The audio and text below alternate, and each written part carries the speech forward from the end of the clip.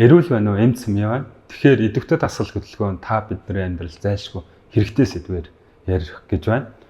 Тэгэхээр монголчууд одоо та бид нар хэдэн мянган жилийн турш нүүдлийн өв соёлоо дагаж мөнхийн хөдөлгөөнт орж байсан. Өөрөөр хэлбэл тал нутагтаа амьдрахтаа таван ушуу малаа тэжээхтэй энэ зүйлээ дагаж одоо гүүх, хараах, хөдлөх, тэрнийхээ араас одоо биеийн хүчний ажил хийх байдлаар мөнхийн одоо идэвхтэй дасгал хөдөлгөөнд өрнөжсэн тал нутагт нүүдлийн соёлтой амьдарч байсан бол одоо тал нутаг маань олон давхар байшингаар солигдож хөдөлгөөний хомсдолд орох магадлал бол нэмэгдэж байна гэсэн. Олон давхар байшинд амьдарч чаад гараад машиндаа суух юм, автобусанд суух юм, ажлынхаа газар очдог, ажилласаа сөөрн одоо суудлын хэм маяг руу ордог, тэндээсээ гараад алхах зүйл цөөрч одоо машин эсвэл автобусаар гэртээ очдог. Иймэрхүү байдал маань одоо алхалт битгий хэл идэвхтэй дасгал хөдөлгөөнийг ерөөсөө орлож чадахгүй гэсэн. Тэгэхээр бид нар одоо тодорхой хэмжээгээр одоо зөрүүдээр идэвхтэй дасгал хөдөлгөөнөө одоо нөхөхийн тулд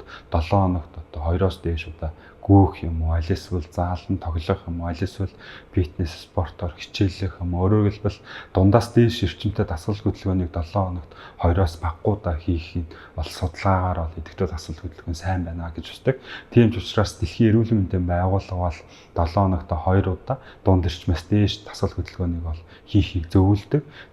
Яг идэвхтэй дасгал хөдөлгөөн хийсэн үед бол бочин солилцоо эрчимжиж та бидрээ эцсэн ижлэг өөх тос маань одоо зарцуулагдаж хөндлөн судал булчингийн нөлөөгөөр энерги болж үүсч одоо эдээс минь бочин солилцоо эрчимждэг.